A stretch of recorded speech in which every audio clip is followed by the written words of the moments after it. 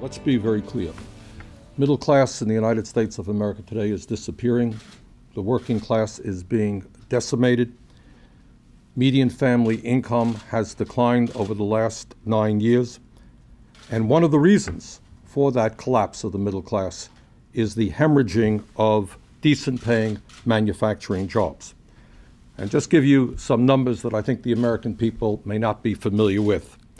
During the Bush administration, just those 8 years, we went from 17 million manufacturing jobs to 12 million manufacturing jobs, a decline of 30%. Now, we had job loss in manufacturing before. We've had job loss since. Losing 30% of your manufacturing jobs in an 8-year period is clearly something which has decimated the lives of millions of people. Today, we have fewer manufacturing jobs in this country than from before World War II. In the last 9 years, we have seen 42,000 factories in this country shut down.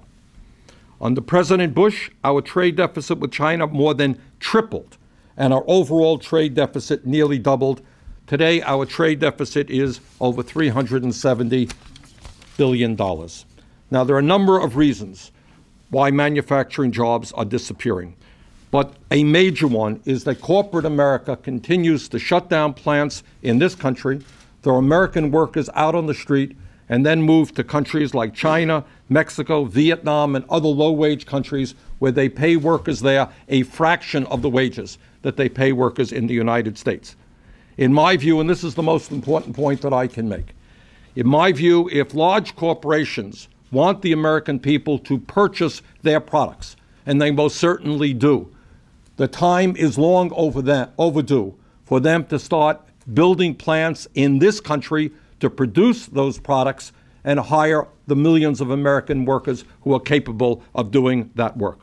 A nation that cannot produce the products that it consumes and becomes more and more dependent on other countries for what it needs is not a country, in my view, that is going to remain a major economic power.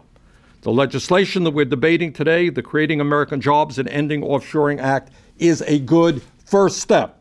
It's a first step. Much, much more needs to be done. The simple truth is that workers in this country should not be asked to compete against desperate people around the world who work for pennies an hour. That is wrong. Trade is a concept that is good. We all support trade.